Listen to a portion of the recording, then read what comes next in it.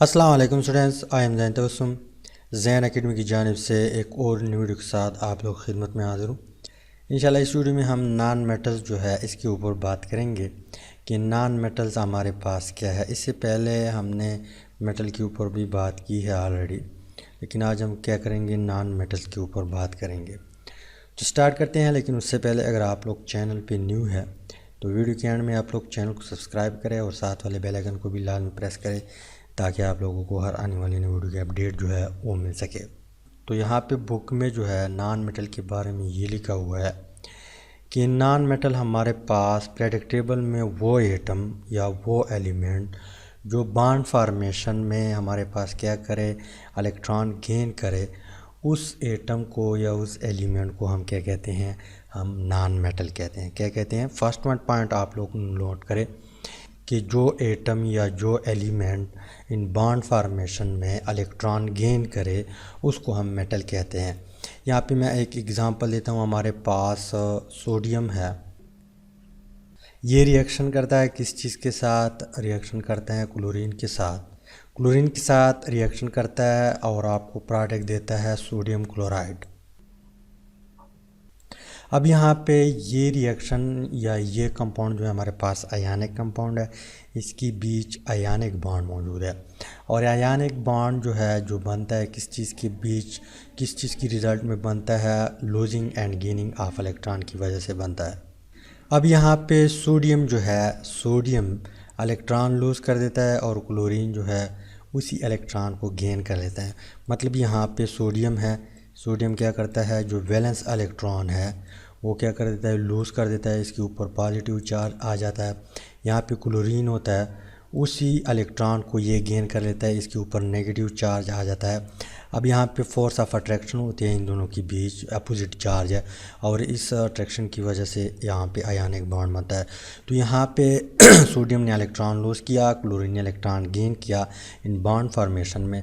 अब यहाँ पे क्लोरीन जो है ये हमारे पास क्या है, नॉन मेटल है। क्यों नॉन मेटल है, क्योंकि यहाँ पे बुक में एक पॉइंट लिखा हुआ है कि इन बॉन्ड फॉर्मेशन जो एलिमेंट इलेक्ट्रॉन गेन करे वो हमारे पास क्या होगा, नॉन मेटल होगा। क्या होगा, नॉन मेटल।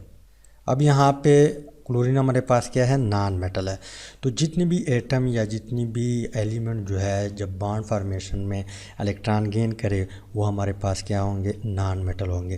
तो यहाँ पे फर्स्ट वन पॉइंट हमारे पास क्या है कि मेटल जितनी भी होते हैं, सॉरी नॉन मेटल, वो क्या कर लेते हैं, इलेक्ट्रॉन गेन कर लेते हैं। क्या करते हैं, मतलब नॉन मेटल में गेनिंग ऑफ इलेक्ट्रॉन होती है इन बॉन्ड फॉर्मेशन में। तो यहाँ पे हमारे पास ये क्या है, फर्स्ट वन पॉइंट है। इसके बाद जो सेकंड वन पॉइंट है हमारे पास, ये बात लिखी हुई है बुक में कि ये एनाइन बनाता है। क्या करता है, ये एनाइन बनाता है। एनाइन कैसे बनाता है, यहाँ पे मैं लिखता हूँ फॉर्म एनाइन।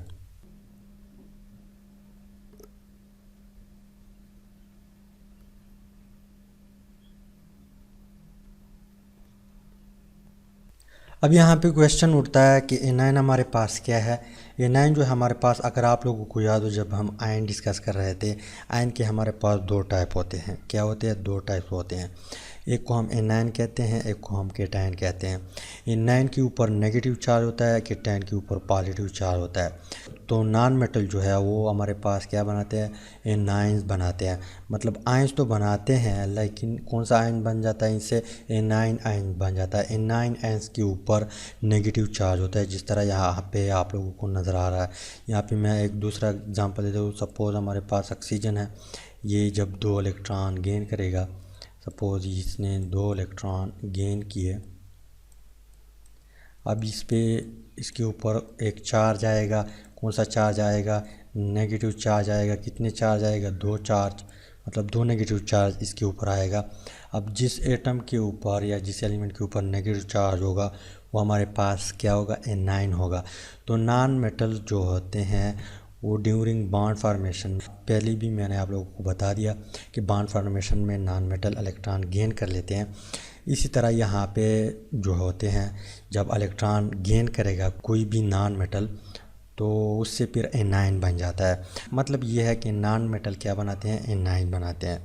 ठीक, इसके अलावा हमारे पास थर्ड वन पॉइंट है हमारे पास के नॉन मेटल जो होते हैं, नॉन मेटल वो इलेक्ट्रोनेगेटिव इन नेचर होते हैं। क्या होते हैं?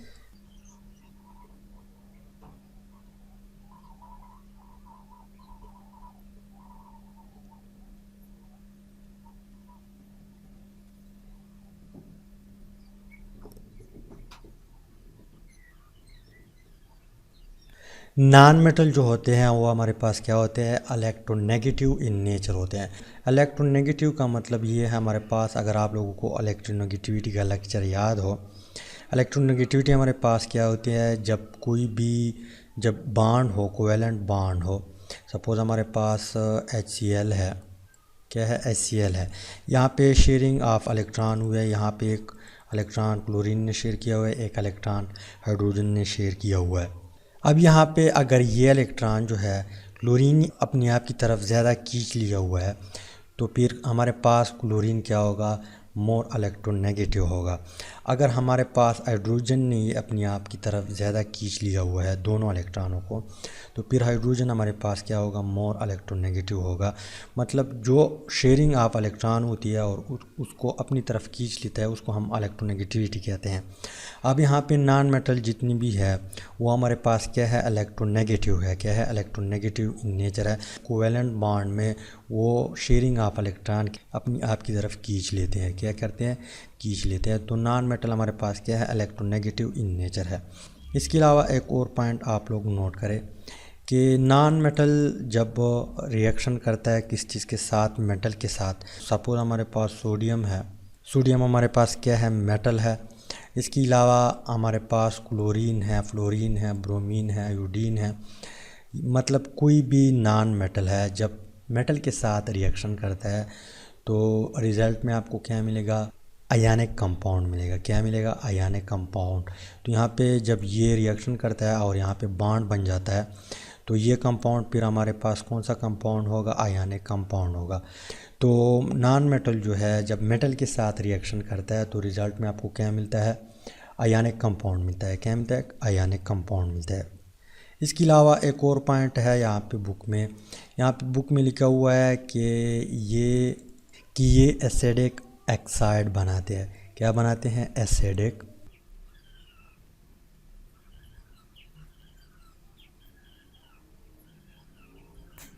अगर आप लोगों को प्रीवियस लेक्चर याद हो, मतलब जब हम मेटल के ऊपर बात कर रहे थे तो वहाँ पे हमने डिस्कस किया था कि मेटल जो होते हैं वो बेसिक ऑक्साइड बनाते हैं, लेकिन यहाँ पे नॉन मेटल हमारे पास एसिडिक ऑक्साइड बना लेते हैं। अब एसिडिक ऑक्साइड हमारे पास क्या है? कोई भी एटम या कोई भी एलिमेंट जब ऑक्सीजन के साथ रिएक्शन करता है और ऑक्सीजन के साथ कंबाइन होता है उसको हम ऑक्साइड कहते हैं। यहाँ पे मैं एग्ज़ाम्पल देता हूँ। हमारे पास सल्फ़र ऑक्साइड है, इसके अलावा हमारे पास नाइट्रोजन ऑक्साइड है, इसके अलावा हमारे पास कार्बन डाइऑक्साइड है। तो मतलब ये है कि ऑक्सीजन जब किसी एटम के साथ मिल जाता है, कंबाइन हो जाता है, तो यहाँ पे क्या बनाता है? ऑक्साइड बनाता है। तो ऑक्साइड हम इस चीज़ को कहते हैं। अब एसिड ऑक्साइड हमारे पास क्या है? जब नॉन मेटल ऑक्सीजन के साथ ऑक्साइड बना लेते हैं, सपोज़ हमारे पास क्या है यहाँ पे, अब अगर आप लोग गौर करें, ये हमारे पास क्या है? ये हमारे पास नॉन मेटल है। क्या है? सल्फ़र हमारे पास नॉन मेटल है। इसने ऑक्सीजन के साथ रिएक्शन किया हुआ है एटमॉस्फेयर में, तो यहाँ पे सल्फ़र ऑक्साइड बना हुआ है ऑलरेडी, इसको हम ऑक्साइड कहते हैं। अब एसिडिक ऑक्साइड इसको क्यों कहते हैं? जब ये रिएक्शन करता है किस चीज़ के साथ? हमारे पास H2O है, वाटर, इसने वाटर के साथ रिएक्शन कर दिया तो यहाँ पे ये बना लेता है, आपको प्रोडक्ट देता है H2SO4। तो यहाँ पे ये क्या है? हमारे पास एसिड है। क्या है? एसिड है। तो इस तरह नॉन मेटल जब ऑक्साइड बनाते हैं उसके बाद जब वाटर के साथ रिएक्शन कर लेता है तो यहाँ पे आपको क्या मिलता है? एसिड। तो इसी तरह नॉन मेटल जो होते हैं वो हमें क्या देता है? एसिडिक ऑक्साइड देता है। मेटल हमें बेसिक ऑक्साइड देते थे और नॉन मेटल हमें एसिडिक ऑक्साइड देता है।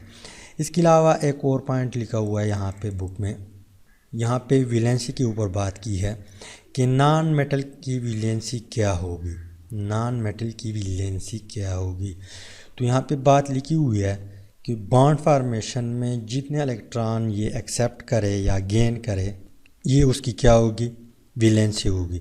सपोज हमारे पास क्लोरीन है, ये बॉन्ड फॉर्मेशन में एक ही इलेक्ट्रॉन गेन कर लेता है, तो क्लोरीन की यहाँ पे वैलेंसी क्या होगी, 1 होगी। क्या होगी, मतलब ये है कि नॉन मेटल जब बॉन्ड फॉर्मेशन में जितने इलेक्ट्रॉन एक्सेप्ट करे, जितने गेन करे, वो उसकी वैलेंसी होगी। यहाँ पे हमारे पास ऑक्सीजन है, ये बॉन्ड फॉर्मेशन में 2 इलेक्ट्रॉन गेन कर लेते हैं, तो इसकी वैलेंसी क्या होगी, 2 होगी। तो जितने इलेक्ट्रॉन गेन कर लेता है वो उसकी वैलेंसी होगी। तो उम्मीद है कि नॉन मेटल जो है इसका थोड़ा बहुत आप लोग को समझ आया होगा। इंशाल्लाह नेक्स्ट वीडियो में हम फिज़िकल प्रॉपर्टी और केमिकल प्रॉपर्टी के ऊपर बात करेंगे नॉन मेटल्स की। तो मिलते हैं नेक्स्ट वीडियो में। Finally thanks for watching.